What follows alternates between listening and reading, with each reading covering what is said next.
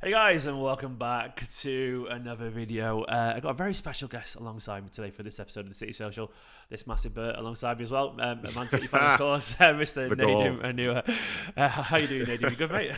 Yeah, very good, mate. Very good. This Bert, have you heard yourself? It's good to be on, mate. Look, Very good to be on. Look, I'm on non-neutral territory here, so I'll take any Yeah, opportunity. yeah. That's a fact. Well, Yeah, you are a that's City true. fan, man, and I know you're professional. I know you're Mr. ESPN and Mr. Broadcaster Supreme these days, and you're great and all that kind of stuff. But you're still a City fan like the rest of us, and that's what we're all about. Oh, yes. Can I address something from at the top, please? Yes, go for it. Okay, so in this last 2 weeks, we've had to do anyone involved in sort of like football media. They've had to do like your season predictions for top four, top six, bottom three, and all that. Yeah, and I just want to make sure people know, like, if anybody says they know what they're doing, they're wrong, because if they knew what they were doing, they'd also be playing the lottery numbers every week, and they wouldn't need to be working in media. And to add to it, the bigger question isn't who they think is going to win the league, but who do they want to win the league. And I think that's more revealing than whatever sort of names they put into a top six list. So don't get sucked in by what you see, especially people who've seen me put something which they were surprised at. Do not get sucked in by that. I don't even know what you put now. I'm gonna have to hunt it down. Some people know. Some people know. I'm Some sure they'll people know. tell you, but I'm sure do they will not get do. sucked Well, in. well, this is live now, so someone let me know in the comments what Nathan put, so we can either applaud him or castigate him one way or the other. But we'll forgive him either way because he's Nathan. So football's here, mate. It didn't really ever go, but obviously it didn't go at all. We have the Lionesses obviously doing brilliant stuff, but the Premier League is back and Manchester City are back in action.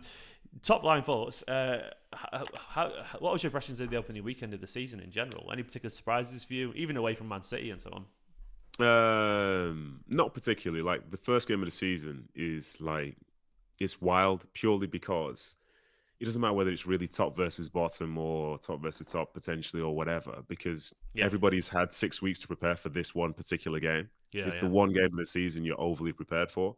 So it doesn't really reveal too much to me. Like, as you've probably seen yourself, Stephen, in fantasy football, you know what I mean? A strong start to the week doesn't mean you're going to have a great season. Yeah, whereabouts you? How many points did you get in the end? I got enough, my friend. I got enough. Like I said in the group, I'm confident I will not finish last. But, I'm 78. I thought I was doing all right. I never replay it, and then I realised it updates after the Sunday and everyone else gets more points too. Which... Yeah. Listen, it's a tough thing. But in the Premier League, like, seeing some people start well, like, and you can picture the narratives, Haaland didn't score. If Haaland didn't score in the first week, and it's like all of a sudden it's 2 bad weeks. Yeah. But now he's scored. It's like, well, he's obviously going to score. So you know what I mean? There's lots of stuff like that exists, which people, they were maybe preparing themselves for. Like Man United lose their first game of the season. All of a sudden it's a crisis, but it's a new season. How can it be a crisis? All that stuff really just like, you can't, last season, people say it doesn't matter, but all of a sudden it really does matter depending on how you start the next season, because all of a sudden it's a continuation or a complete change. So yeah, that's how stupid football can be, but it's just glad to see the men's side back. Too sensible for I know. It's great for an overreaction. It's fantastic for an overreaction. So Haaland's going to score, if he stays fit for every game, will score 76 goals. Is my math right? He's going to score at least 2 a game. Yeah, is that right? Premier League, that's it. I mean, we're not even including obviously Champions League, whatever. I mean, if it's not 90, I'm disappointed. That's how it works right now. Yeah. That's it. It's simple. You know what I mean? Just correlate this really, really big thought across. I'll spread it across a whole season. Before you know it, there we go. We've completed it. I liked how he knew about that as well when he said, "Oh, I've not scored for 30 minutes now. I'm obviously a failure," or whatever it was. Like, do you not think he's one of the like? So these younger players, they're more locked in terms of how they're perceived, because they'll have to do more media and stuff like that. And it's not just traditional media for a newspaper. They'll be doing this digital platform, that digital platform, this podcast, this, that. Like, they're the biggest stars, and they know they're being spoken about all the time. Yeah. So when it comes down to things being said about them, even if they don't go onto a particular website to read what someone said, all their hive will tell them what somebody said. You're acutely aware of everything that goes on. You cannot escape it. And it's if you do horrific, choose to escape it, I get a small percentage of it sometimes, a tiny percent. I'm talking like, but I hate it at times, and I can't even imagine what it's like when you've got millions and millions of followers. But I think he likes it though. I think he likes it because then he can sort of control. Well, everyone likes it when they're doing well, but I think he can control that narrative himself. He can poke fun. He might like leaving that little comment shows he knows. So then somebody's going to say something back. And also, sorry, I know I've completely hijacked your own show here. No, it's fine. You're the guest man. I'm the nonsense waffler. You're the actual intelligent one here. So it was good to see. It was good to see that, all those journalists who were like really, really, really, really like enormously either big or like fake big with sports washing have already gotten their takes off this weekend. I think one of them in particular was saying how Sorry, it was like it's the most boring goal because this just get used to it. Sterile industrialization was the word. Mate, just like I'm just thinking that's Kevin De Bruyne's a very good player. Haaland's a very good player. That's a very good goal. I'll tell you what, I bet lots of young kids. I bet lots of young kids are inspired by that. We'll try and do that at the weekend. They are though. Sorry, that's a problem to. Sorry, that's a problem to him. Sorry, that's a problem. Maybe it's him that's ruining it for people as opposed to the other way around. Me and Nicola went for a walk recently around just our local thing. She was getting the bump of exercise and whatever. And we went for a walk and there was all these kids training. And we thought it was absolutely adorable how much kids mimic. And you will know, you've got kids yourself, how much they mimic their idols. We saw these kids doing the C's and even the way they strolled up, take penalties. We were just laughing because they were obviously mimicking inch by inch the movements, the way they walked off after. It was just adorable. Like, they're going to be doing that weekend, aren't they? Yeah, when Haaland did that celebration where he's like, you know, in the sort of yoga position and stuff like that, I can't even begin to think how many kids this coming weekend will be desperate to do that celebration. But that's a problem, apparently. Sterile industrialization, as if that matters to these kids, man. Football's joy, isn't it? With all due respect to him, I just really hope that he's not spotted in Qatar at a World Cup because I do believe he has a return ticket. But anyway, I won't get into that too much.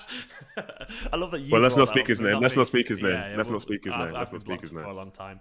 And you know me, man. I'm not a knobhead. I'm a little bit of one, but not. But I try my best to be decent with people. Yeah, you're a good guy. But with him, I feel like when he's writing, like, who's his audience? Is he talking to the club or is he talking to the fans of the club who had no say in terms of the strategy for the football club and the ownership? Like, exactly. Who are you trying to upset? Then pokes that have beaten the wasp nest, and then I got stung. Like, of course, people are going to defend the thing that they love, and of course, it's very childish at times. And I think we often forget intelligent people can be childish too. You know, they can be. And some people, exactly, and that's the brand with some people. And I think it's nonsense. I mean, once again, the football was absolutely phenomenal. It was beautiful. That goal is. I mean, how do you defend?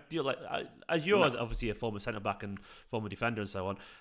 Was there much wrong with their defending, the West Ham there? No, it's obviously for every goal that you concede, there are things where you look back and think you could do better. But in the moment, like that's hindsight. You know, that's hindsight. But when you think about the quality of the pass from Rodri to KDB, the way they spread the field, and then the timing of the run from Haaland, especially like if Haaland's quicker than you and he starts the run before you, what are you supposed to do? You know what I mean? And if Kevin De Bruyne can play that pass the way that he did, like you can say, well, what I'll come inside to like close off a bit, but then he'll just play in the right winger. Like that's who he is. Like these guys are so adaptable that when you think you've closed one door, they've got another door, another option waiting for them. So it's a very, very good goal. And it's the type of goal that sort of excites people who love football. You know, you don't have to be a City supporter to say this is a really good goal. And you applaud it. That's sheer class. And it might be at your detriment. But I didn't hear West Ham fans boo and say, oh, this is terrible. It's like, well, that's just a great goal and City are just better. And that's the thing, isn't it? It is as simple as that sometimes. I mean, some goals you see, they go around in the clip and they keep looping, but you keep watching, and that was the same in that. And it was the way that he opened his body up and didn't take a touch. I was like, that's instinct, that, isn't it? I mean, you say you can't teach that. I mean, there's an element of truth in that, but that is just genuine instinct. The way that he didn't take a touch, he positioned himself. I watched that about 30, 40 times. And it's also the weight of the pass from KDB as well. Like, that shouldn't go on stage. Because I'll be honest with you, in my career, I probably tried that pass probably 5-6 times a season. Or came away with one assist. But yeah, I'll leave that on there for. Yeah, but what an assist that was. Oh, wow. Look, I saw KDB fail that pass a few times at the weekend as well. I'm just going to put that out there, you know. So maybe you just were in the right position. Better play profiling. That's what I'm going to say. I didn't have Haaland playing up top, so maybe that's the issue. You had who did you have? Like, my mate's gone out. Was it Karadi and stuff like that? Well, let's not get into that too much. But yeah, I had anyone and everyone basically. And to be fair, I think what I like about Haaland in this team is that he makes those runs in behind. He doesn't always receive it. But as a defender for the opposition, you have to take the run seriously because anyone on the field can play the ball through from City. Yeah. Whether it's the goalkeeper, it's the fullbacks, the centre-backs, Rodri, the attacking midfielders, the wide men. Like, you have to respect it. Like, I'll give you a bit of insight here. So one of my, I used to play, I'm not going to name names, but one of my friends who played for the under-21s, England 21s with me, he was kind of deaf in his left ear. Oh, I'm literally the same. Deaf in my right ear. So. Well, here you go. So whenever I played against him, he was playing centre mid. I was playing right back, and I knew he was never going to switch it because he could never hear the left winger. So as a consequence, you don't. But you like never even heard it. You could probably look back at his career and think how many times he played it. The amount of times people have been rude and like. Mate, he couldn't do it. So in a game, you know the people who are looking to play that pass and B, the people who can play that pass. So when you're playing against City now, and he starts to run, like anyone can play the ball. So you have to respect it, but then you then overcommit, and before you know it, like KDB's got the ball in the hole, and again, that's the second worst thing that could possibly happen. Yeah, I mean, it's one of the worst things to happen in football. Full stop with KDB. He's Yeah. just that brilliant, and it did feel. We'll get onto. I know I put Bernardo in the title of this video. We'll get onto it in a little bit, but we are talking about Haaland, and it's exciting. Sometimes it's fun to talk about the fun bits in football, and I thought City were quite pragmatic and intelligent the way they approached the West Ham game. Obviously, I think people were looking to find any fatal flaws or whatever because people like to be reactionary. But Moyes talked a little bit after the game about the way that City set up when they had the ball with essentially Cancelo and Kyle Walker tucking in alongside Rodri. And that wasn't something I'd really seen. Like both of them, not just one of them, both of them at the same time. So like a 2-3-5 kind of thing. And what did you make of the way City set up against West Ham at the weekend? Because there was the odd little thing here and there that felt a little bit different to last season. Yeah. In fairness to Pep and those players and the coaching staff, like they do realize that every single season you have to sort of add something or slightly tweak something because, when teams come to play against you, they've got 60 games worth of footage to see in terms of what you do well and what you do badly. So now with this adaptation, especially for West Ham not seeing it, because City didn't really do that in pre-season. Next thing, the next team coming up this weekend, Bournemouth, they're wondering, are City going to do that again? Or was that something that City just did in relation to West Ham? And I've actually seen him do that before. And do you want to tell you when I saw him do it, actually? This was when it was at Bayern Munich, and it was the first time I really realised, so obviously it was special at Barcelona, but from a tactical standpoint, it was magical because Bayern were playing Man United, I think it was, at the Allianz Arena. Yeah. And Philipp Lahm had come into midfield and they had the ball probably just around the halfway line. And Ryan Giggs, who'd been playing for 20 years at this point, was standing in the exact same spot he'd been standing for the previous 20 years. It's like now he served no purpose in that position because the person who he'd usually be up against wasn't there anymore. And he didn't know where to go or how to react. So he's now having to make decisions, which he's never had to make before. And he's been at a dominant side or whatever, and he's confused. That's intentional, isn't it, as well, from Pep? We know Yeah. The whole thing, like one of my friends, Jake Bidwell, he played for, I think it was Swansea last season. Whenever City played in the FA Cup, either last season or the season before. And he said, you're just trapped between a rock and a hard place because you see the person you think you're supposed to go to. But the moment you go to him, they play it to somebody else. So you're always guessing, like when Cancelo comes inside and Walker goes inside, who's supposed to take them? Well, you say, oh, maybe it's the wingers or whatever. So then the wingers come inside, and now you've got Foden and Grealish 1v1 versus the people on the outside. Yeah, like it's a mess. So they say, okay, we'll just keep our people in position. But then Rice, Souček, whoever, they've now got 6 people around them. Like you can't be front foot when you're outnumbered. Isn't it? It's intentional chaos for Pep. Yeah, just you're constantly having to make decisions about which is the right place to go to, even though realistically, whoever has the ball for City has 3 options. But as a defender or defending side, you don't know what those 3 options are. You can only see one. So basically, you're being strung along. So when they do it really well and they're clean with it, like you get to games where you can't win the ball. And then when you do win the ball, everyone's out of structure and you don't really know where to go. Go with it, yeah. And hence the turnovers and so on so quickly. Because exactly, the usual through ball down the channel isn't there because he's tucked in to mark the third defensive midfield in. It's what is that saying about football's a simple game, but playing it simply is really difficult or something like that. Yeah. But that's what Pep does, doesn't he? With these things where it's entirely structural. You move them over there. It's 100%, and it's like it's non-traditional. Some people don't like it when they see a team keep the ball for as long as they do, but then in the same breath, I challenge your team to try and keep the ball for as long as that. It's very, very difficult to keep the ball for long periods of time because at some point people just believe that you're predictable unless you do things in a slightly different manner. And for City, it's non-traditional, and the numbers on the shirts don't matter, and the theoretical positions don't matter because the positions are fluid in terms of making sure that it's the right thing for the game. Like if the next game against Bournemouth, maybe Cancelo and Walker don't need to come inside as much. Maybe that's the thing. Maybe they go for a central 2 or something like a diamond midfield, maybe. But I suppose that's the beauty of those players and that staff is the players can adapt because their football IQ is so high, mate. Yeah, it's the last thing. With the technical ability they have, the last thing you need is them to be footballing geniuses as well and understand that why they're doing what they're doing. Because I've had coaches give ideas before, but then players not get it, so they don't do it. But for City, they do it over and over and over and reap the rewards of it and get all the success in the world like they have done. Sterile industrialization, essentially. It's just, has he ever thought about just not watching? it's just Has he ever great thought football, about just not man. watching? Like, I understand if people want to discuss the other side of it. You know, I understand that. I get it. And football is a very rich game, and there is a negative side to that. You know, in theory and so on. I get that, but the idea of not just going, this football's amazing. Like, appreciate brilliance in front of you. I don't understand it. There's nothing sterile about, like, because I'll say, give this from a player's perspective. Most players in the league could only dream of playing in a team that keeps the ball for 70% of the time and creates the chances that they do and gets the touches that they get. Because there's some defenders, for example, who play this weekend, they might touch the ball 10 times. 10 times, that's it, in 90 minutes. And you call yourself a professional footballer. Listen, mate, I would rather have the ball at my feet, be able to move it wherever I wanted, and know that, like, even, say, to put it in perspective for when I was at the old style City, I'd be playing right back and I'd be high near the halfway line as the goalkeeper gets in and rolls it to the centre back. And I'm supposed to stay there because we're going to keep the ball. But all of a sudden, the passes around the back aren't very clean. So before you know it, I'm edging back because I'm thinking this is going to go wrong. For these City players, they know it's not going to go wrong. So they always stay in the right positions. You know, it's a completely different mindset because whoever you give the ball to, they trust 100%. And, you know, you'd love to be a part of that. So people hating on it from the outside, like, yeah, just would you like to win 4 out of the last 5 Premier League seasons? If anybody says no, then I say, well, fine, then just help yourself down to the Football League and watch something else. Yeah, and there was a clip from the City's documentary, their Together one, behind the scenes, where Pep was talking about, you know, I don't mind you making mistakes, but I will not. I'm paraphrasing a little bit, but the crux of it was, if you do not show for the ball, do not want the ball, that's when I'll be annoyed at you. You know, and like, yeah. And I guess that says it all about the mentality that he's instilling in those players who want to take responsibility.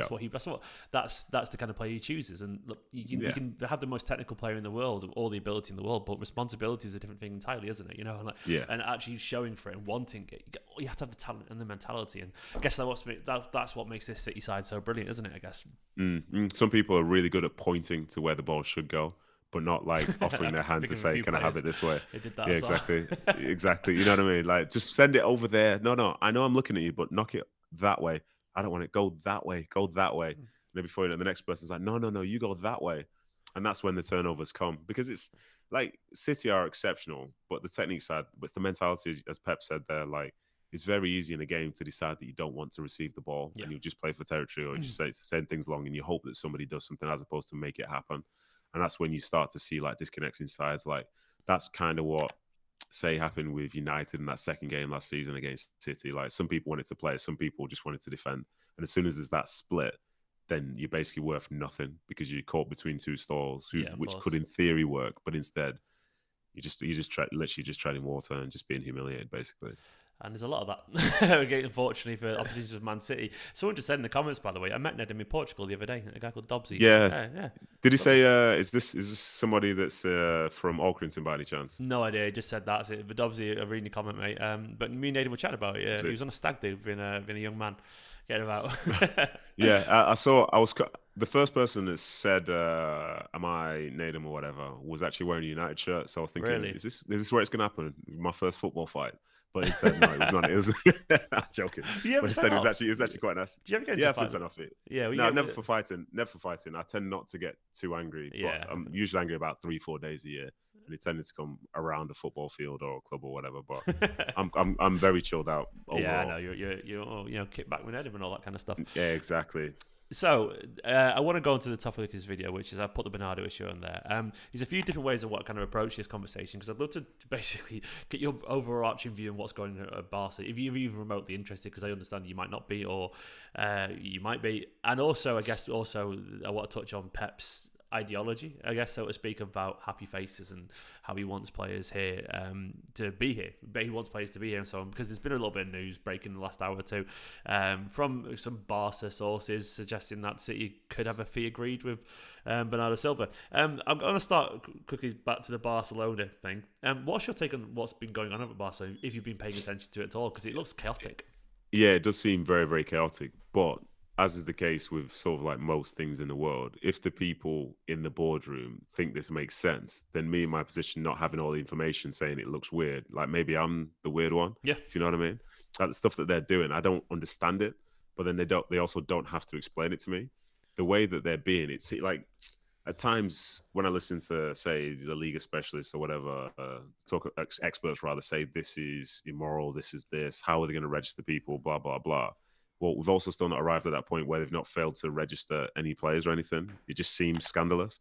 Yeah, yeah. So stuff, they must know what they're doing. They wouldn't risk embarrassing themselves given the size of the club that they are. So I guess what they're doing makes sense in whatever sort of culture their football in, whatever football culture exists over there. And that's the thing, culture is different. Like we see something one way, they see something another way. You know, there's not necessarily any right or wrong, because that's just the system that they have in play over there. So they're finding a way to do it. It seems very non-Barcelona like, but at the end of the day, you know, I imagine they'll still be successful. And these are the measures that they need to make to be able to get Barcelona back to how they wanted it to be in the past. Yeah, I mean, they're talking a lot about taking essentially calculated risks to get the quality back up to address it. I mean, the players that they've signed are good. I can't deny that. Lewandowski, and so on. Quality footballers there. And obviously, there's one that they've been linked to for a long time now, Bernardo Silva. So I would love to get your thoughts on, essentially, as an ex-player as well, being around dressing rooms and so on. What's your take on Guardiola's overall view? Like, if you want to go, you can go. You know, have you seen this before professionally or? No.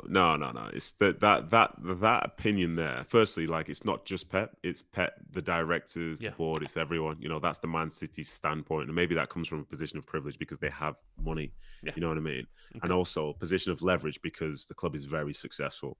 You know, so people choosing to leave, it's not necessarily an easy decision. You know, some places where you could argue like, it's more of a feeder club, or they're like hopefully trying to make it into the top four. Well, City's expectations are as high as they are in world football. So when you make a decision to step away from that, you might never get this level of training ground, this level of players you're playing with, this level of coaching, this level of care, this level of desire and expectation anywhere else in the world, potentially. Mm-hmm. So when they're choosing to leave, they know that it's a tough decision for people. And so the reasons for people leaving, like I always try and be very specific about the wording here to give more credit to players, because I think from a fan standpoint, you can always like be sort of driven by what the club say as opposed to what the player says. Yeah. And I think City are quite good with that overall. But when they say a player can leave if they want to leave, the players leave in City, most of them, they leave because they want to play more football as opposed to want to leave Man City. Yeah. I think there are other places where somebody might want to leave a club because, say, this is toxic, the manager's no good, the players are no good, the setup's this or the setup's that. But that's not the case at City because they've literally got pretty much everything in order. But I get it for those players because, you know, you've seen it yourself. When City bring a player in, they tend to bring somebody in who's playing week in, week out for a club, and they're doing very, very well for said club. And then all of a sudden they arrive at City and everybody has to share the playing time. That's not normal for those people to essentially like look from start to finish and say, well, I'm a squad player. Everyone in theory is a squad player until they play 3-4 games in a row. Then all of a sudden it feels like they're a starter. Yeah. Then next thing they're on the bench and they're back to being part of the rotation again. So I think for those guys, like, it's a hit on your pride. Like, there are people who sit on the bench and know they're not as good as somebody that's out there. But then there are people at City who sit on the bench and know they're capable of winning a league if they were playing because they've done it before, they've seen it before, they've felt it before. So when it comes down to, say, them potentially leaving, I think the fact that City say you can, I think they understand that they can never guarantee people playing time. They can never do it. Other clubs maybe can. So given Pep was the player, given Pep understands players very well, you'd rather have a happy camp as opposed to people who feel incredible disappointment when they're not going to start, because the inevitability of the situation is at some point, everybody in the squad's not going to be starting. And how do you overcome that? Do you accept it and say this is part of the bigger plan? Or are you going to be upset? Because if you're going to be upset, then your negativity could potentially, like personal negativity, you know, it's not like you're going to go and be toxic in the dressing room, but your own personal negativity might then affect your performance further down the road. And everybody needs to be pulling in the same direction, understanding the culture at the football club and agreeing with the culture of the football club, because otherwise, you know, one or two people not being on board, you know, it can greatly affect small, like one-off games or like bigger periods as well. Have you seen that before? I'm not saying in any way, shape, or form applying this to Man City right now, because obviously it's a very different circumstance. But have you seen like discontent from particularly one person spread throughout a dressing room? Yeah, I have, especially like, you know, as the transfer window gets closer towards the end, when somebody's like desperate to leave for whatever reason, before you know it, like they're unhappy every time they arrive at training. But the people that are desperate to leave might be like a big player in the squad. So if they're not performing to their best in training, it affects the people who are on his team. You know, if he's not performing the best, then it affects the overall quality of the training session. But you're still trying to be building for games. And that's when, there's a split here, because there's the professional side where somebody will go to training and work hard, do everything the right way. But the human side is what gets you that little bit extra, because you love doing what you do. So if you stop loving doing what you do, then the performances won't be the same. And with that, like, it's a tough spot. And even again, to put context onto it, the dream for somebody like that's in this chat now that supported Man City, that's maybe from Manchester, could be to play for City, win trophies for City, and never even dream about going anywhere else. Yeah. But there are lots of players who are at City, who are at other clubs, who didn't start their life loving the football club. They not from this place. So unfortunately, this can feel at times as part of a journey, and it's easier to leave. It's not their home. It's where they play football. This is their job. So in terms of aspirations, even though Barcelona might be in a mess, it's still Barcelona. And when somebody finishes their career, they could talk about how they played for Barcelona, even though City in this moment are far more stable and better than they are. And that is a draw for somebody who's ready on their footballing journey. It's the same as, some Liverpool fans getting angry about Mane leaving for Bayern Munich or whatever. Like, say, it must only be for the money. Well, maybe he also wanted to play for Bayern Munich. Yeah. Like, it's all part of the process. Yeah, it's also all part of the process. So people like that on the CV, don't they? Just that collection of clubs, and I don't like the Bundesliga. Like, you watch, if you love football, and not just the club, which is fine anyway. You've seen Liga, and you've seen Serie A, you've seen the Bundesliga, you've seen all these other leagues, and maybe you want to be a part of it. Maybe you want to feel that, like, instead of like, this is the be all and end all, this is the only place I want to be, this is all I want to achieve, and I want to do this for the rest of my life. Like, that's quite a narrow vision, and I imagine most players don't have something like that. Like, they love winning, but when you get to a point where you've won, you're making enough money anyway. Job satisfaction, if we can apply it to the real world, why can't you apply it to football as well? That's what I always think with Bernardo. And the rumours about Bernardo seem to essentially be around that he just sort of wants to move to another place. And it seems to be about just, like, he likes Manchester City, he likes his teammates, and he thinks Manchester's is all right, and he fancies just somewhere else. And once again, I guess if Barcelona's a beautiful place, and this is a guy who grew, I think he was born in Lisbon. We were chatting about Lisbon before we went on air. And Lisbon's a phenomenally beautiful place, and I understand someone who craves a little bit of that, that sunshine, and it's a very different way of living. And I think you got to look once again at the bigger picture. Like, Bernardo's been here for a long time now. He's been here since 2017 and so on. This would be his 6th season at Manchester City Football Club. 5 years is an awful long time in a football career, isn't it? It's a third, if not less, or potentially more. Sorry, of someone's career. And look, it could be, and it's hard to take as a City fan. It could be that he just feels like I've done my bit here now. I fancy living somewhere else. I want to move on, and I think Guardiola, the words he said, I think he sort of respects that and appreciates that. And as you said earlier, I think that this is the way I interpreted it. It isn't easy to make a decision to leave Manchester City Football Club. No. It's very difficult to do. And if someone feels that way, then you've sort of got to go, well, they've obviously thought about it an awful lot, and they're giving up an awful lot of success, fame, infamy, trophies, money, blah, blah, blah, one of the best coaches in the world. And if they still want to move, it's probably because they really want to move. And in that instance, it's almost a little bit harsh to deny that. Is that fair? Well, there are two sides to this. If you want to be really callous, you could say, well, he's under contract, he's not allowed to leave. I was going to get onto that in a minute, but yeah, because that is the other side of it. So. Yeah, but also it's not like they're going to just let everybody go for free because they want to leave. There is still going to be that financial side to it because they know the value of their players. But yeah, if somebody's unhappy, it's tough to keep them, because they will have some sort of negative effect. And when you think about the sort of high performance that themselves and other teams are at this moment in time, you can't have any real negatives, because you could be one loss away from losing a league title or something, or one loss away from losing out in a cup competition, whether it's Champions League, FA Cup, League Cup. And that one loss could be from somebody not running back the same way they always used to. Because for all those guys, they sort of understand their jobs and they understand the jobs of others around them. So if one person doesn't feel the same and doesn't do it the same way anymore, the whole system could essentially crash down. Like in that game on Sunday, if Cancelo decides he just wants to stay wide and not come inside, then that affects like 3-4 other players. And then before you know it, they're out there making things up, as opposed to just sticking to the plan. So I think all that stuff does matter, to be honest. Someone just asked in the comment as well, a guy called Charlie said, why don't City try and keep the players like other clubs do? And I guess that answers it. I guess we're talking about marginal gains, aren't we, a little bit, and where that 1% of someone being a little bit they're not looking. I think that's the thing. They're not looking to get rid of them. They're not thinking we've got this deadwood, blah blah blah. I think in some ways as well, like the City becoming, in some ways, as I see it, a bit of an exception because players do stay for a while overall. Yeah. You know, this Bernardo thing, this is 2 contracts worth of time. Most players that we'll see, they'll come in with a big bang thinking, oh, this is the next guy, everything's going to be great. But after like 2-3 years, if it's not going well or whatever, then they tend to go. But now you look around the City squad and the players who you've been watching for quite a long time now. And you can there's already no see level the steps of the next ones being there for a long time, like Diaz and Rodri. You can tell they're all going to be there for at least 5 years, aren't you, minimum? You can exactly, tell. Yeah. That's the feel, and it's because like what City offer them is like pinnacle, you know. So if they choose to go somewhere else, then it's personal. So when you say you want to force someone to stay, well, if it's personal, there's no value to that because then they'll detest the job that they have at City. You know what I mean? And if you have people who don't want to be there and really get unhappy because you're keeping them, not against their will, but you know, make it count. Like live Barcelona, whoever, if they want to sign City's players, they're not going to say, "Here's a pack of Haribos, you know, we'll take him because he's sad." Like, you know, financially, it has to make sense. It has to make sense. But they know that for the players, they're not necessarily doing them a favor.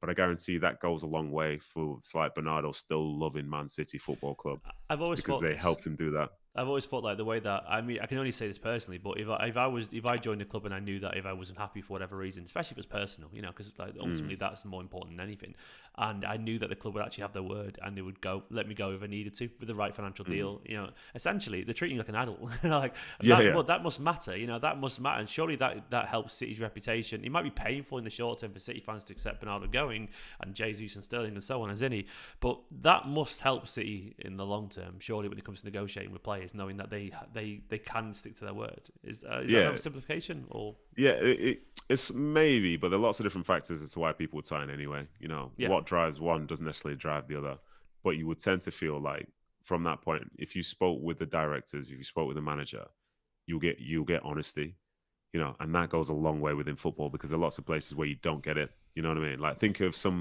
there's so many clubs and that around, say England, the world, and whatever, they say this is the next guy. Here we go. We've signed him to a 5-year deal. This is his salary. Everything's great. And then in year 2, year 3, they're trying to get rid of him, saying they can't afford him anymore.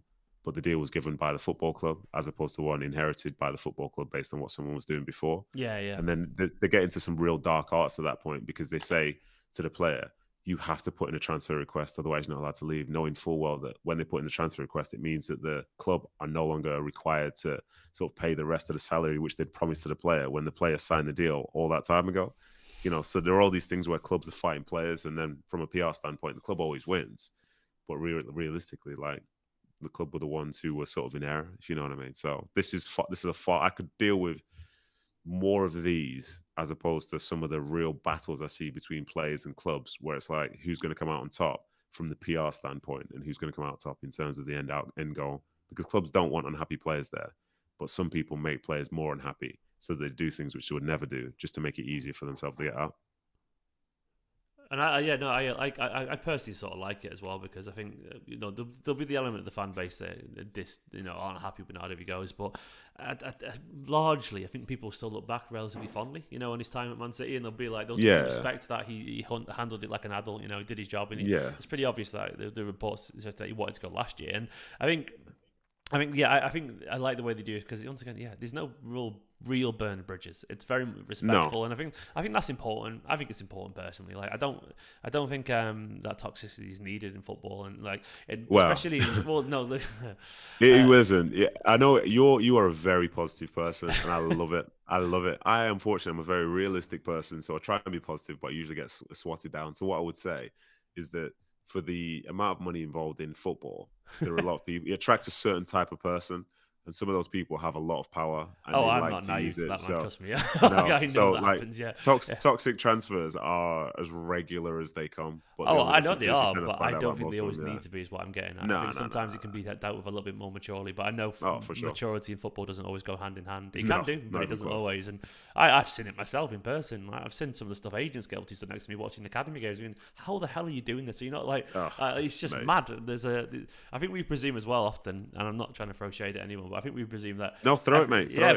We presume that just because someone's earning a 6-7 figure packet that they've got common sense. And no, it doesn't work that way. There's a lot of people who make an awful lot of money off very naive young men in football, and they're not always necessarily the brightest. And I've noticed that myself personally before. So, but in this instance, I do think it's relatively encouraging that it's handled professionally, you know, and like there's a sense of goodwill around these things, and look, I guess one thing is, and I'd be interested to get your thoughts on this. I mean, it does. I mean, the reports are quite relatively.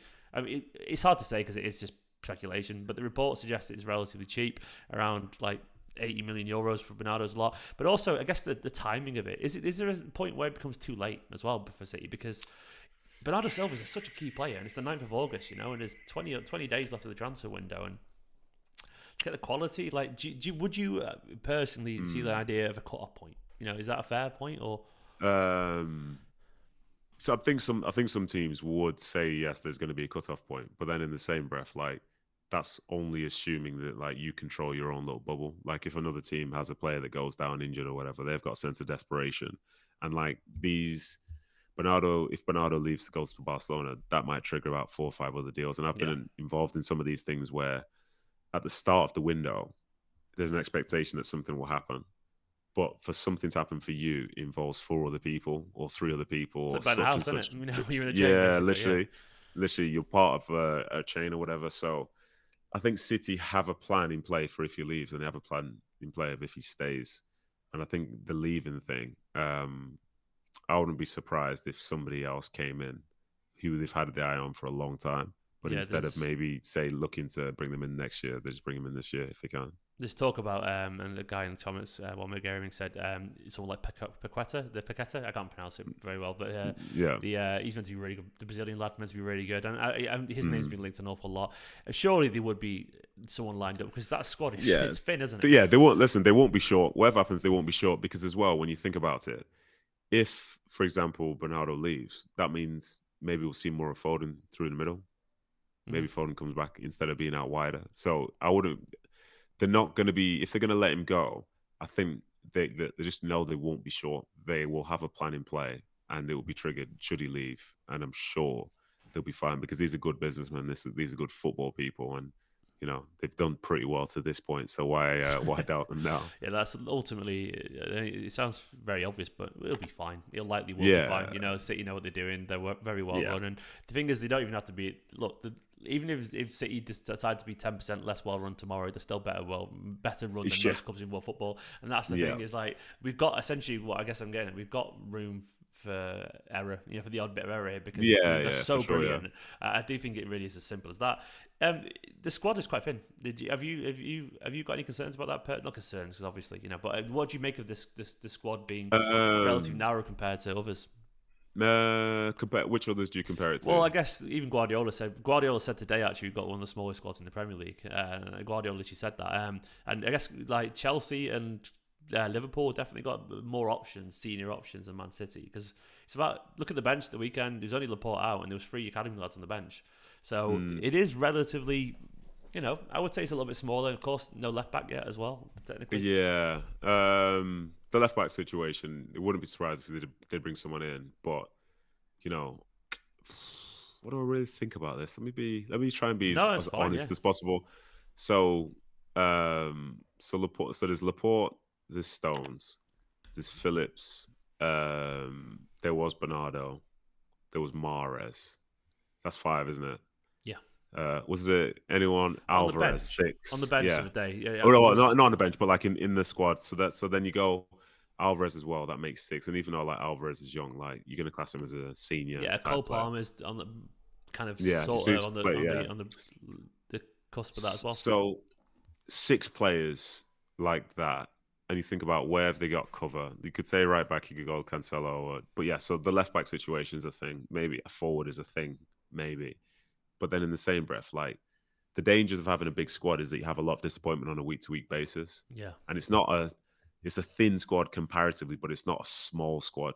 Like, a small squad is like, you'll see 2 changes and the manager will continually look at the bench and decide there's nothing he can do. Yeah. Whereas for City, he can bring people on who can have like a significant impact. So I wouldn't be surprised if they brought in 1 or 2 more, maybe. But then in the same breath, like, you just can't. If you have 2 players for every position on the field, like, it's great in theory, but you're not playing a video game. You're like playing with actual human beings, and the level of disappointment that would exist within that is probably not worth it overall, I would say. I don't know what you think. As a senior footballer, sitting in the stands and not making the match day squad, just with the numbers. It's pathetic, mate. Like, it's the weirdest. Yeah, it's the worst. Like, not to say this happens to the senior City players here, but it's happened before, though, a few years back. When we had the bigger squad. So it's it's tragic because you train through the week to try and get ready for a Saturday. So then when Saturday comes and you're nowhere near it, like what are you doing? And you can't you think in an ideal world you believe that you can affect it to the point whereby you will play. But at some point, if the team out there are playing well, then what difference does it make if you're not if you're playing well in training? Like you're just a passenger on this sort of train that's taking them towards success. So it is tough. And I think anybody that comes in that continually sits on the bench for City, you'd be disappointed because from the place you came from, you probably never even knew where the bench was. That's the downside of it. Yeah. But that's it's all part and parcel. Liverpool might appear stronger and stuff like that, but for most of these City players and for the manager and the mentality, like they know there'll be rotation, but they still end up playing 40, 50 games each anyway. And I Yeah, think of as long as they course. stay healthy, like having that level of depth from the get go, like Mahrez was top scorer last season. You've got Bernardo Silva who scored, I think, over 10 last season. You've got people coming back in. Like I'm pretty sure they'll be fine unless there's just like 5 players get injured all at the same time. Well, that's that. I'm touching wood there, literally. Yes. What did you make of Alvarez, by the way? Quick thoughts on that before we start to wrap up in a minute. Because Alvarez, obviously, so far, you've obviously been limited viewing, but a couple of Yeah. good little cameos. Yeah, he's had some good cameos, yeah, and I feel bad for him in some ways because he would be like spoken about a lot more if he didn't sign Erling Haaland. Yeah. But what I will say is, as I watch him play, he reminds me a little bit of like a Tevez because of his work rate. So I thought from the get go, I think City fans, in my opinion, would like Alvarez a lot, even though his output might not be as great as Haaland from a goal standpoint because he's tenacious. Like he's running with the ball, running without, tackling people, stretching the game in behind. Like he's all action.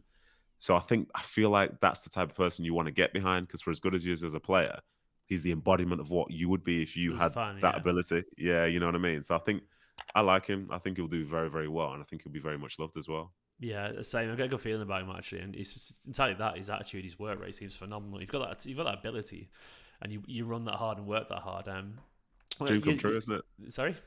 It's a dream. It's a dream as a fan. Like that's literally what you want to support. You're really good and you work really hard. Oh God, go on, Did Ned. you play with Tevez? You did, didn't you? I did, yeah, Yeah, yeah, yeah. yeah. He was just, like it was the same. Like obviously, it was always obviously nice to turn his kit from red to blue, but he was incredible. This is a guy who I I love think Tevez. he'd won a Champions League and like Unbelievable footballer. he was all action, incredible finisher. I'll be honest, like when Aguero first came, after the first like 6 months away, I was like, I'm team Tevez. I think Tevez is better. Obviously I kept that take quiet because Sergio did what he did.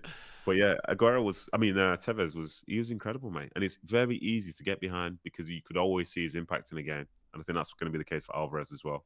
Ahead of his time, Tevez, in my opinion, a little bit. The work rate and so on, the pressing and what you see these days in football, like Yeah. his energy and his work rate, like on the pitch. Was he a good trainer? Because I always thought Yeah, the idea he was, yeah. Yeah, they got to a point where you couldn't be a bad trainer. Like that was one thing that was different from when say Mark Hughes and Mancini came in. Like training mattered. To put it into context, when Mark Hughes came, for example, I know some people didn't like him, but if training wasn't going well and the standard wasn't high enough, he just sent us in. You talk about being like emasculated, like a school kid, off you go. You get yourself inside, that's unacceptable. So from there, you knew if you wanted to do the job that you loved, you had like sent everybody in. So you imagine all the players like bickering with each other about why are you not trying? Why is it this? Why is it that? So training really mattered from when he came in. And then the same thing went again with Mancini to the point where he said you're not even allowed to laugh. So there's nobody that could be bad in training because if you weren't up to it, you would not see the field, my friend. You would not see it for 1 second. Not even allowed to laugh. Yeah, that was a career low when I was laughing with Mike and he pulled us to the side and says, "No, Telling Micah Richards not to laugh is ridiculous. Yeah, I know. You need to stop this. This is a place to work." I'm like, but I was just jogging. Flipping heck. Micah laughs as much as he talks. I'm loving for it, and that's the best. That's imagine stripping someone that's part of someone's personality away, and like those days have moved on. And Manchester City are a phenomenal team. And Nedum, thank you so much, mate, for your time today. It's been an absolute pleasure. No worries at all. Great to see you, my friend. Guys, thanks for watching this video as well. Don't forget, of course, if you are a fan of this kind of content, give the video a like, hit the subscribe button, all the usual stuff. And I'll catch you all very, very soon. Once again, Nedum, you're a top bloke. Thank you very much for coming on. And I'll see you all guys very, very soon. In a bit.